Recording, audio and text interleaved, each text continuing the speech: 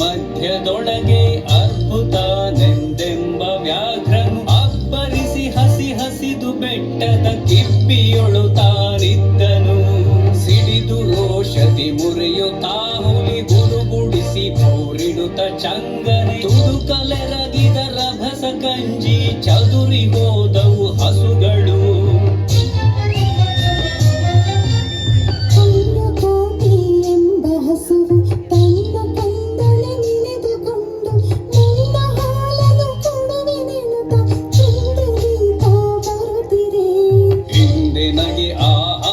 ಸಿಕ್ಕಿತು ಎಂದು ಬೇಗನೆ ದುಷ್ಟ ವ್ಯಾಘ್ರನು ಬಂದು ಬಳಸಿ ಅಡ್ಡಗಟ್ಟಿ ನಿಂದನ ಹುಲಿರಾಯನು.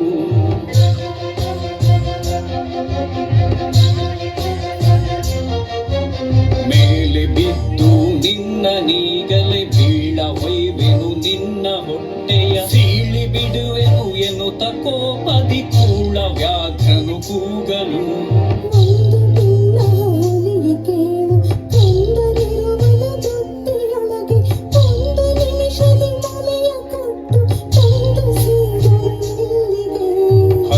ವೇಳೆಗೆ ಸಿಕ್ಕಿದೊಡವೆಯ ವಶವ ಮಾಡದೆ ಬಿಡಲು ನೀನು ನುಸುಳಿ ಹೋಗುವೆ ಮತ್ತೆ ಬರುವೆಯ ಹುಸಿಯ ನಾಡುವೆ ಎಂದಿತು.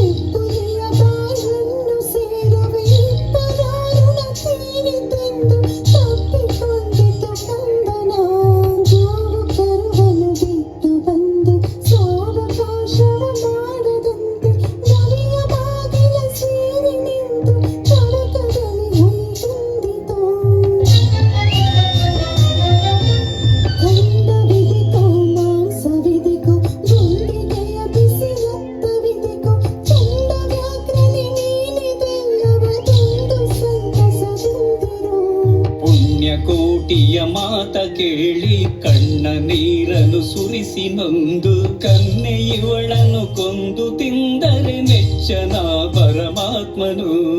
ಎನ್ನ ಒಡ ಹುಟ್ಟಕ್ಕ ನೀನು ನಿನ್ನ ಕೊಂದು ಏನ ಪಡೆವೆನು ಎನ್ನುತ್ತಾ ಹುಲಿ ಹಾವಿನೆಗೆದು ತನ್ನ ಪ್ರಾಣವ ಬಿಟ್ಟಿತು.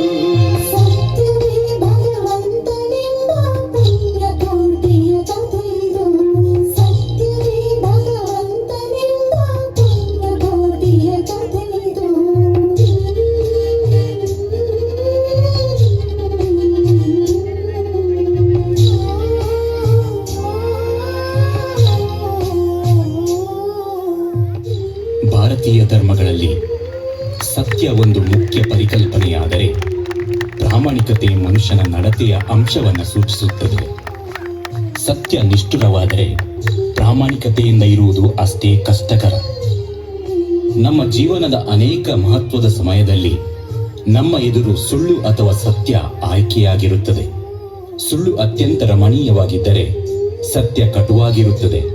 ಆದರೆ ಸತ್ಯವೇ ಅತ್ಯಂತ ಶಕ್ತಿಶಾಲಿ, ಪ್ರಾಮಾಣಿಕತೆ ಅತ್ಯಂತ ಪವಿತ್ರವಾದುದು.